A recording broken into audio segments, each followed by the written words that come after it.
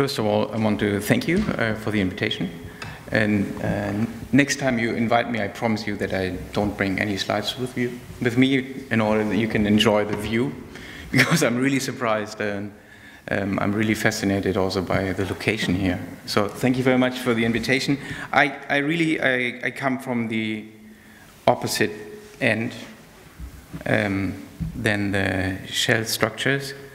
I will talk about the very plain architecture, like my presentation is about the remnants of GDR architecture of the everyday, which is really basic and very, very simple.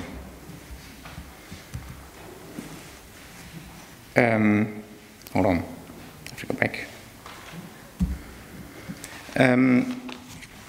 I will talk about a very specific series of Einheitsserien-Kaufhallen, meaning prefabricated supermarket structures, so-called ESK, and specifically built between 1975 and 81.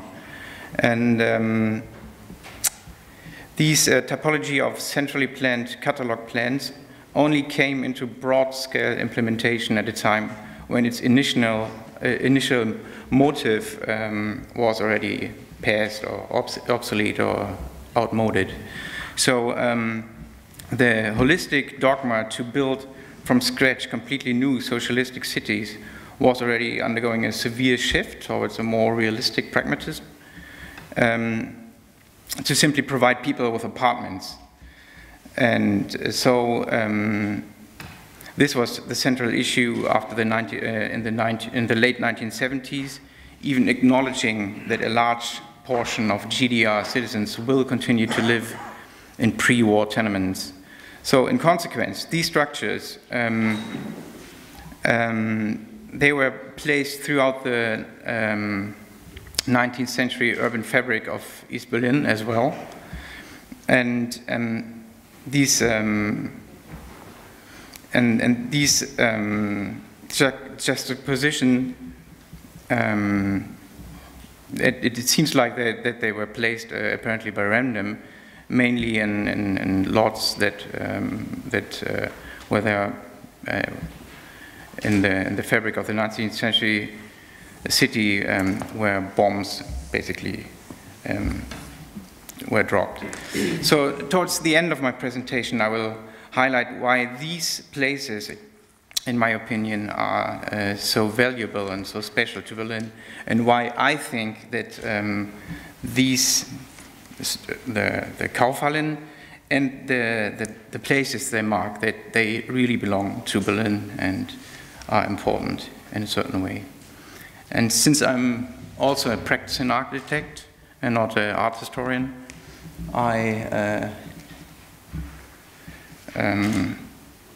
my presentation is more like an observation. So I want to start with some images of the situation, how these Kaufhallen, how they are really still, how you can find them in the city.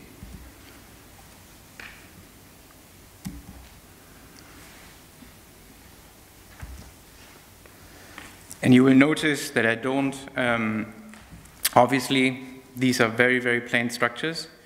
And we did a research in 2010, and we were not mainly focusing on the quality of the architecture, but more on the urban or urbanistic aspect.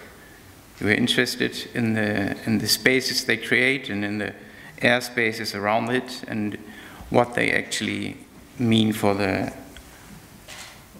present city, and these very peculiar spaces they have around them.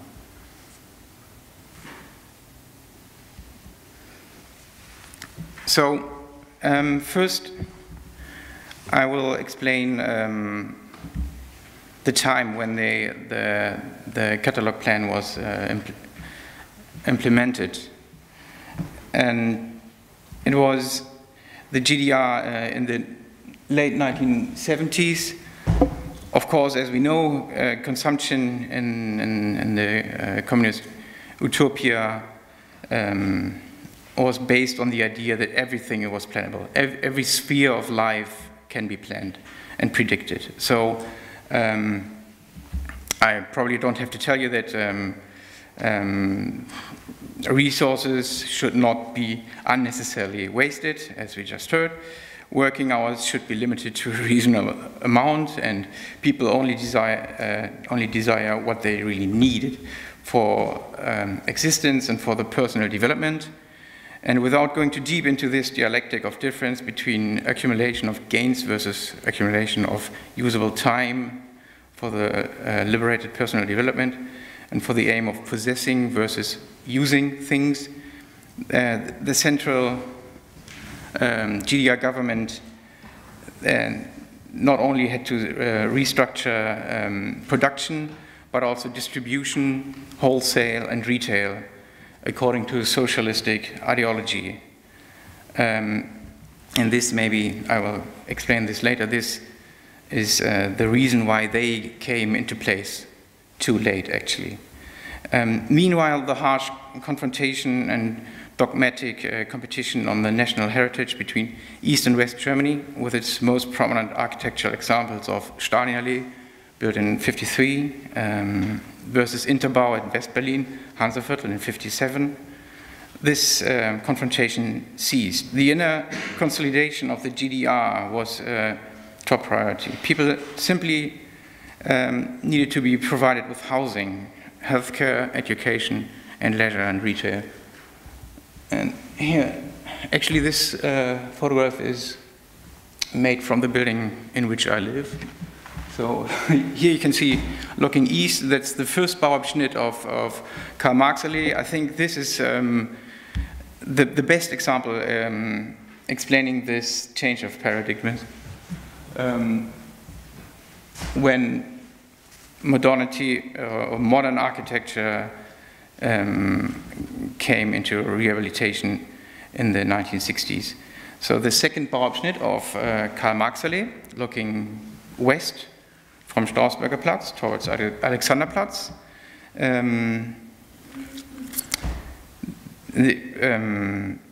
It was completed in '64 and can be seen as this well-known example. And the buildings, they were arranged in a more loose, open manner, and they were strictly divided by function: living, work, recreation, and transportation. And the construction was streamlined, demonstrating the principles of mass standardization, montage, and Plattenbau. And of course, standardization was the main motive at the German Bauakademie, and this is the new planning central institute that was led by Gerhard Kosel, and his orders were to bring his industrial experience from the Soviet Union and his administrative experience from the Ministry of Construction to the Bauakademie. Bauakademie being the central German planning institute. And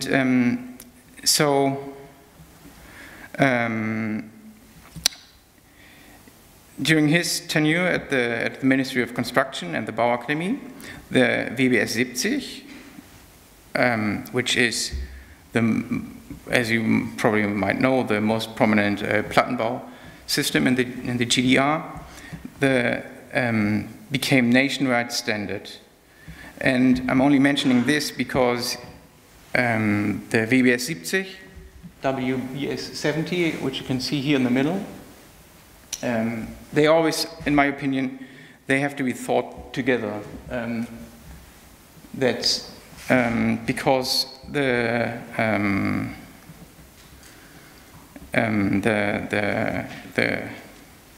Kaufhallen, they were just the one component of this bigger picture, the komplexer Wohnungsbau, which meant that the idea to build fully self-sufficient housing complexes nationwide by industrialized methods.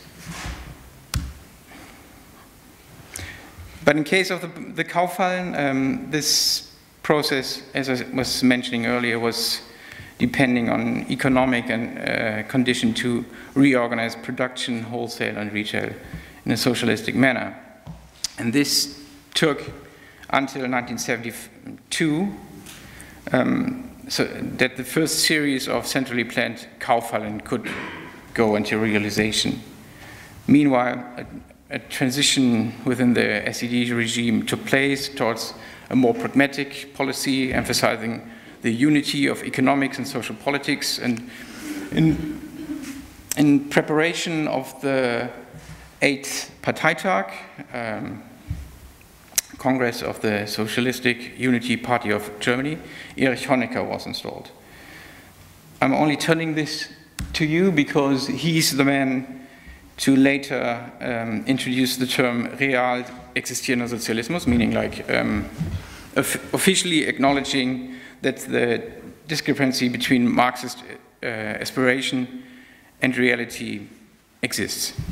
And so a new directive was proclaimed in order to consolidate the people's support to the SED government. Raising material and cultural standards of life now became the fundamental priority for the regime, and housing was explicitly addressed as the key, the Hauptaufgabe, the main task. So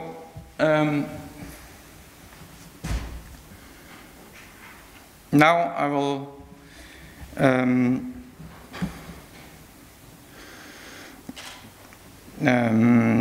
so when finally in 1974 the first complete catalogue of centrally planned supermarket structures were published by Deutsche Bauakademie, the 4 types immediately became obligatory standard. And similar to the BBS 70 system, WBS 70 system, in which both the production and research sites of the industry remained under close state scrutiny, the ESK catalog remained as well under the close control of Deutsche Bauakademie.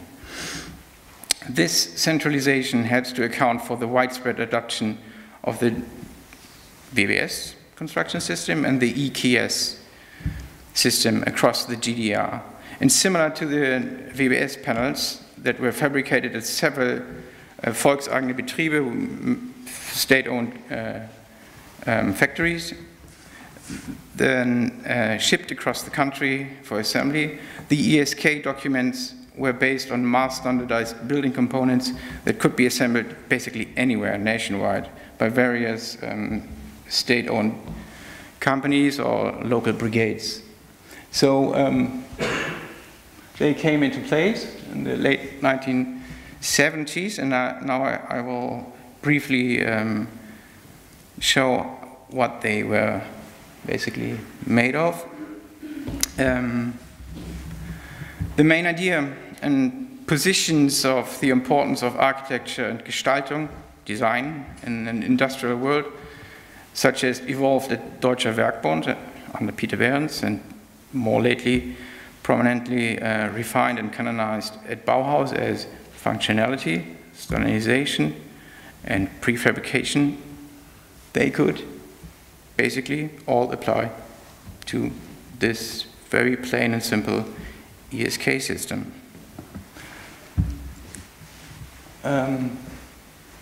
These are some excerpts of this catalog.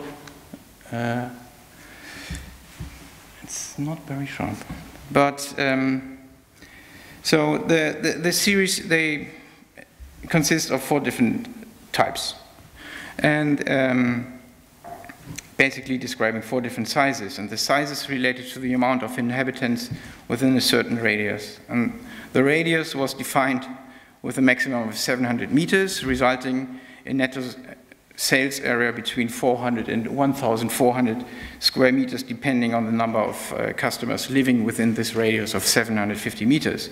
So highest attention was given to the proportion of construction area related to the net sales area and to the overall ratio of sales area to utility rooms. And so these charts and the plans were reissued, and of course they were added and changed, and the catalog was constantly undergoing changes and reissued then every 5 years. but in the end, this ratio between sales area and utility rooms in the beginning was 1 to 1.7, and by 1981 it was already 1 to 0.87. So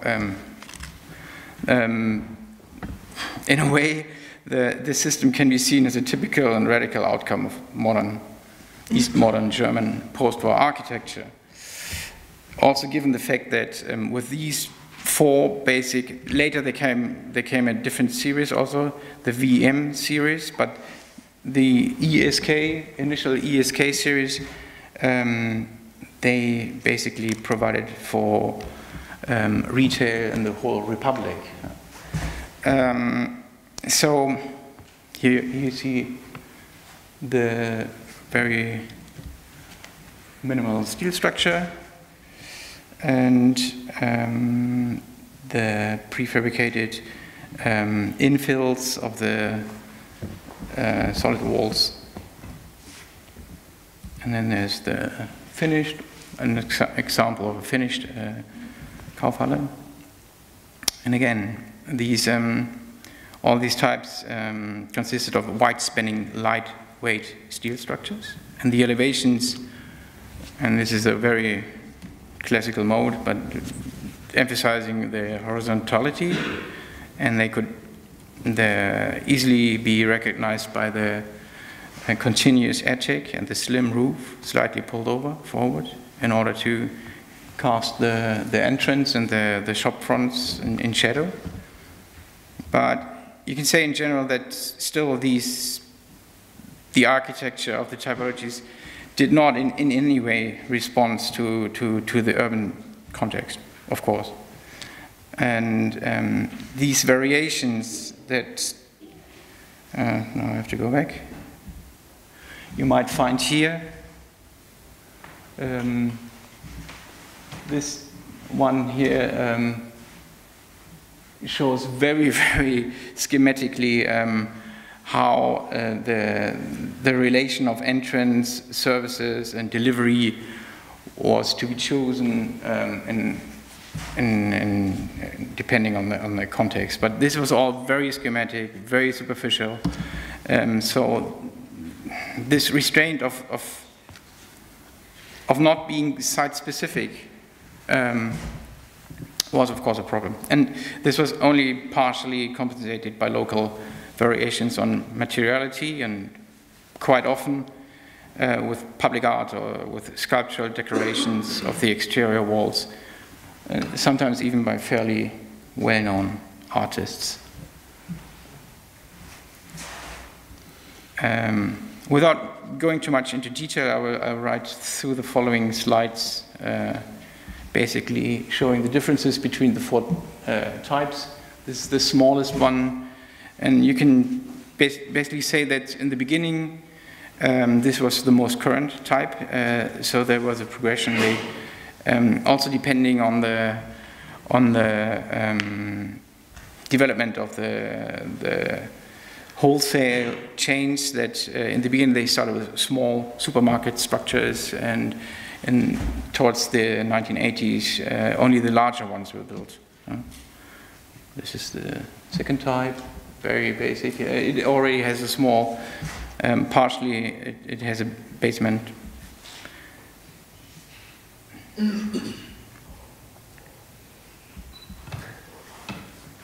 And the largest.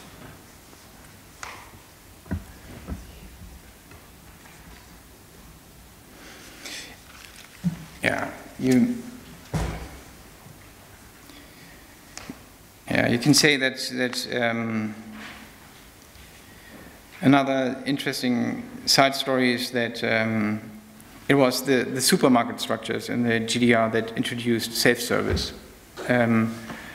Only in 1958, self-service was slowly introduced, and it somehow had to be like people had to be educated even to accept self-service, which is really interesting, and compared to the fact that at that time in 1958, for example, the US, the enemy, 80% of groceries were done in self-service, and it was only with the supermarkets that this was slowly introduced nationwide in the GDR. So, but why am I telling you this?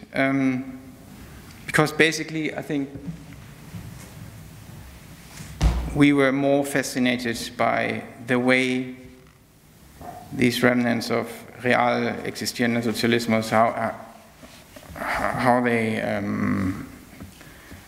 how you can still find them in the city today, of East Berlin. So, as I said, until the late 1970s, the government of the GDR followed the doctrine to fundamentally restructure the inner city of East Berlin and to erase any traces of the despised bourgeois empire.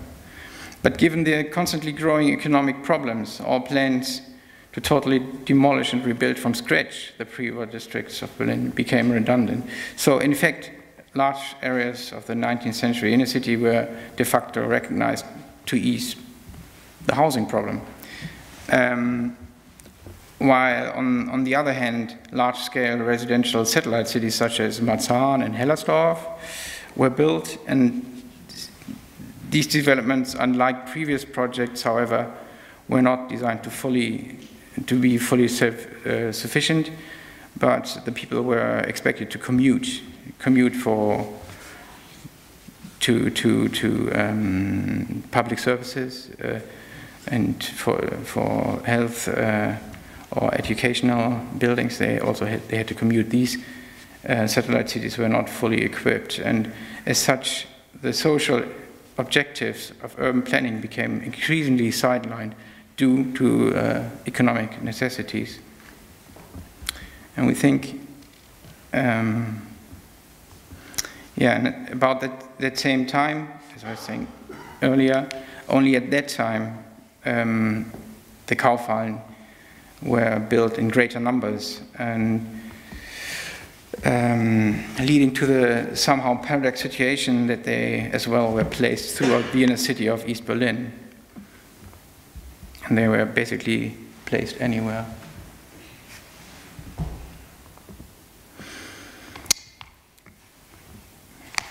So as a result, a number of urban voids with very peculiar juxtapositions of flat post-war modernistic objects within the context of the Gründerzeit city can still be found in East Berlin today. And these are 15 examples that we were examining a couple of years ago, and just recently, due to the economic boom here in Germany, or the building boom, many of these examples that we are looking at 5 years ago, they are demolished by now and they're disappearing. And so we mapped how the Kaufhallen, how they related to the urban context. That's a very plain way to show how they are sitting in the context. And then we were looking at the negative outside space. And of course we were researching what the appearance was when they were completed, of course. And we looked at the initial use, and there were basically at the GDR there were only two major chains or VEBs. On one hand, the HO, which is here marked in this with this blue logo, they were government-owned grocery chains, in comparison to the somehow liberal, more liberal Corporation of Consum, which basically also overlasted 1989. So you can still find some Consum. And of course we related that to the present state. This is 2010, and I think 5 of these examples, 5 more examples, are not existing anymore. They are demolished, and of course, the city is redensifying at the moment. Yes.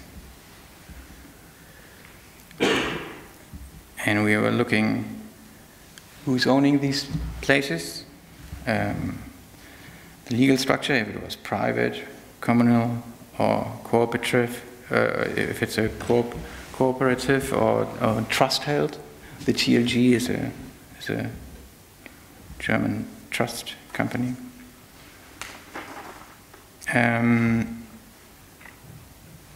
Yeah, and we listed the size of the plots, of course, and compared the footprint of the building, the floor ratio index, and most interestingly, I think, is what actually creates the space is, of course, the surrounding firewalls, because they really, as you can see here, they really inform the space. The roof surface. And then, of course, if there's a legal zoning or a development plan at the area. And also this chart would look today in 2016 completely different, because I think by now they are all,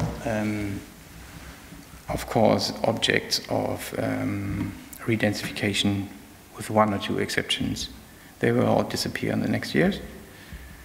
And the cubic capacity ratio of the state when there was still, or is still, the Kaufhalle on the lot. And then the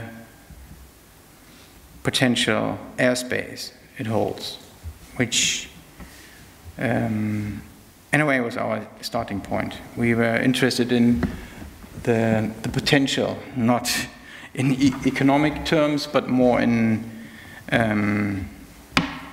because I'll come to that later, we believed that not because of the value of the architecture in itself, but more just because they were part of East German history, that they could be treated in a different way. So you could describe Berlin as a city of multiplicity, because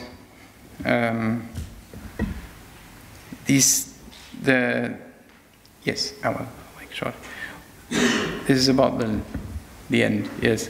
We came to the conclusion that these places can be described as places of ambiguity and openness, and I think this is precisely this uncertainness or uncertainty that is so typical for Berlin, and that city that never was completed, and that was always constantly undergoing so many drastic and dramatic changes and interruptions and demolitions and contradictions.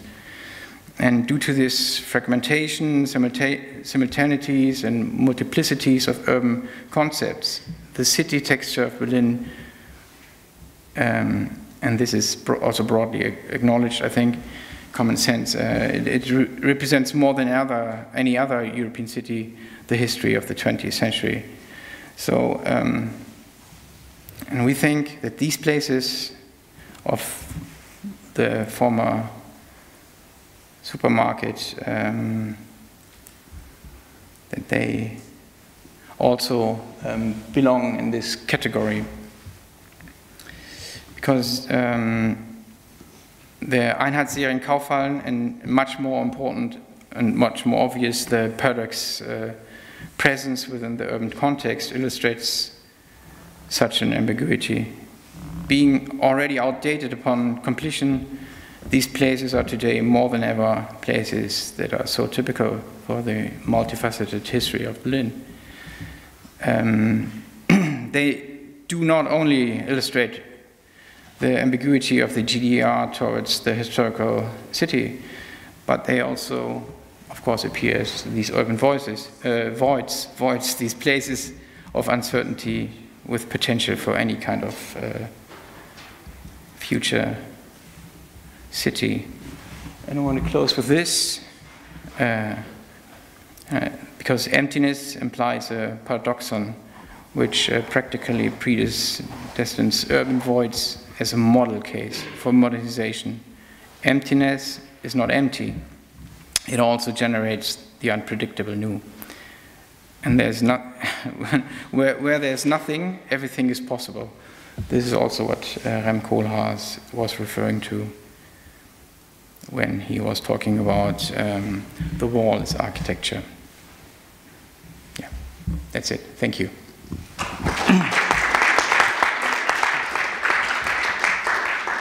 Thank you very much. Are there any questions about prefab shops and grocery shops, which is, I think, quite a common thing? Here we go. Thank you for the presentation. These prefabricated structures, it was also situated in other cities than in Berlin. So it was this chain, Kaufhallen, and it was in all big cities around DDR. Yes, it was, yeah, also on the countryside, yes. And this is basically the most common structure that you will find everywhere throughout the former GDR, yes. And I put it in relation to the very well-known, this WBS70 system, which is the dominant system for prefabricated concrete slabs. Because in my belief, they go together. They are part of this bigger story of complexer Wohnungsbau, which meant this holistic approach to really rebuild, with industrial terms, the cities. But you can find them basically everywhere, yes. Other questions? Somebody else?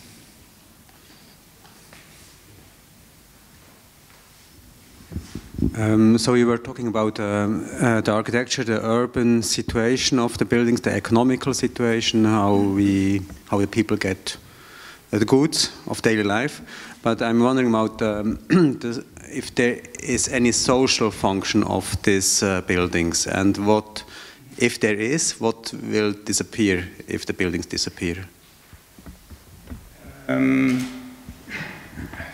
Yeah, there may be two ways to answer to this. My personal approach was, when I came in the early 90s to Berlin, this whole situation was that all Western students, they all went to Berlin, but it was this melange of, you were in this Prenzlauer Berg, which is still, you can describe it as a 19th century city, and then there were these objects dropped from, like, these totally foreign objects, these supermarkets, basically. And to me, they were real GDR. And this is how this interest started. And I think,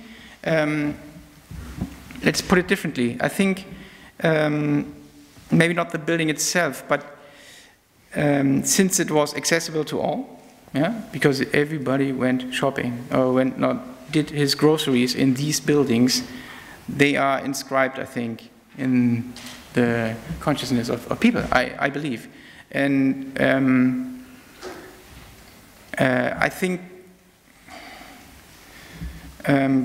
given the current situation, these, when they are undergoing a redensification at the moment, and they're most likely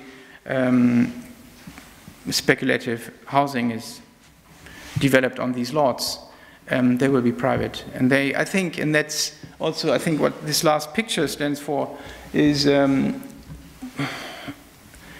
is more that I think that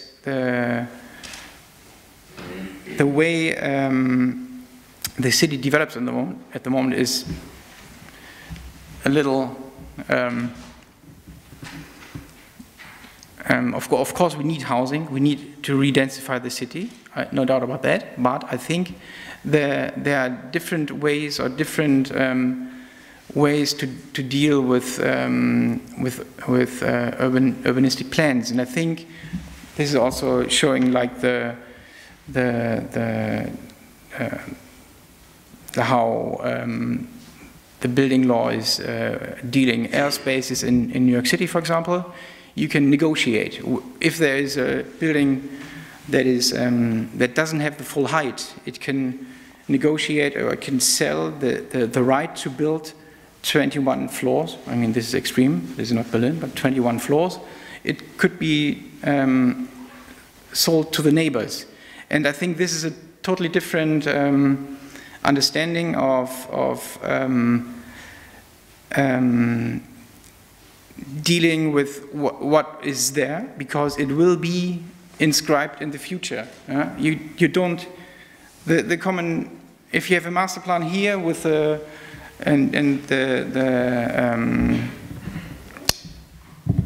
Bebauungsplan or the urban plan says you can build 8 stories here. You demolish and you build 8 stories, 22 meters, and then you complete the city that is there, and you repair these infills. But I think this is, in my belief, this is retrospective, and I think even though we can discuss if this is a valuable architecture or not, I think these places had been broken up, and this somehow should be taken into consideration when we talk about how to continue to build in the city. But I think there should be other regularities, being more playful or dealing with density in a different way than just demolishing and filling up these empty lots. This is in this sense we were starting to look at these places, and then came to the point of, and I believe they also have an architectural value because there were simply so many. They are part of GDR history. Yes. Well, we have 2 questions more. Thank you for the talk. I find it quite interesting because although it was not discussed on many occasions the last 2 days, I think like the prefabricated mass housing and everything modular that came along with it is quite a prominent feature of this socialist modernism that happened in the East, in Eastern Europe. And you say you want to preserve, in a way, these supermarkets, these modular structures, because they are part of the GDR. But if they don't have the same function anymore, if they don't operate in the same way they used to, how do you think this would be possible? Is it like to substitute it with another function that would have a similar social meaning? Or do you have any idea? Or is it just the space that you think would be? Maybe I was not clear there. I don't think that the structure itself is that valuable that you should maintain each of them. No, that's not the point. I think that once these city blocks were opened with these buildings, I think this already is then part of something that has to be carried on, at least be considered for further development. I think the most likely, I think, since there are so many, they will survive. Somewhere in other parts of the country, we will maintain, and some of them will be preserved. But excuse me? You're saying that valuable is a part of the space. Yes, yes. I don't think, yes. To make it clear, yes. This is not a preservative. I'm not arguing that they should be preserved as a building. Yes. Yes. Thank you for the presentation. if I understood well, in your investigation, the urban context and the spatial context was really important. And for me, it's a bit strange that you put the focus only on the supermarkets in Berlin. Why did you choose only the supermarkets in Berlin if it was all around the GDR? Maybe in smaller towns or villages, are these urban contexts and spatial context way different as in Berlin? Of course,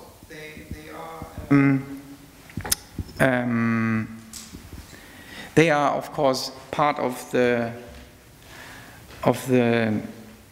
the idea that you have a komplexen Wohnungsbau, which means that you build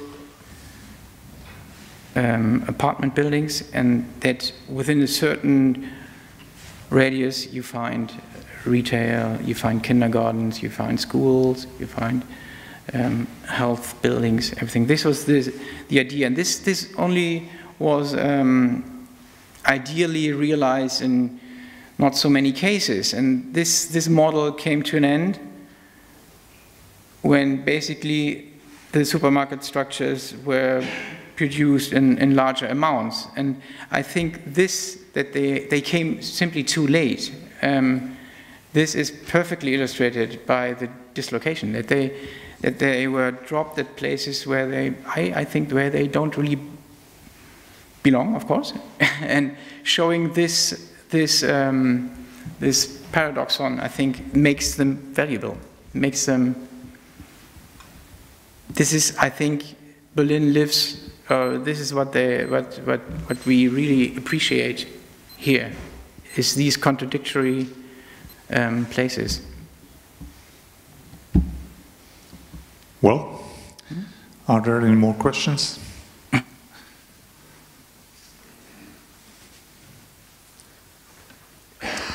There is a very similar situation in Budapest with 3 or 4 buildings that are in the historical urban fabric, and they are functioning as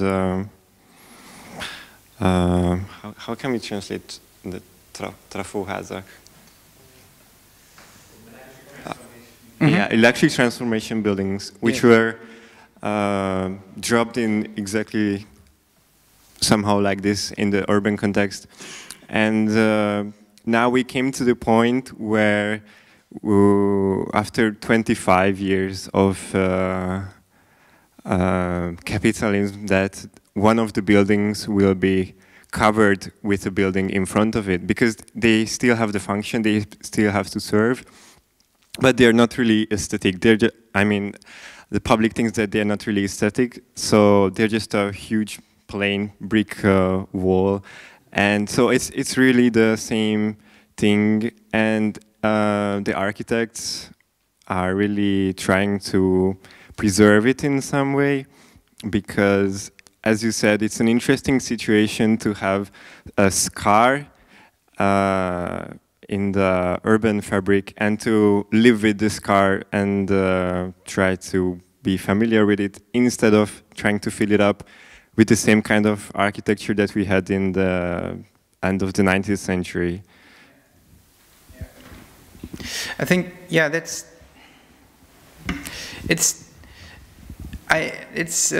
saying it's a scar is already giving it this negative connotation, but I think that's pretty much the point. That's the point of view. If you think we should liberate ourselves from this city of the last century, or I mean, this whole project of modernity, it was of course liberating itself from the city, and now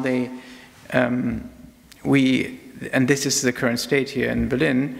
We have master plans, just, you know, allowing infills to rebuild, to consolidate the given state, and to complete the city. And I think we should be more careful.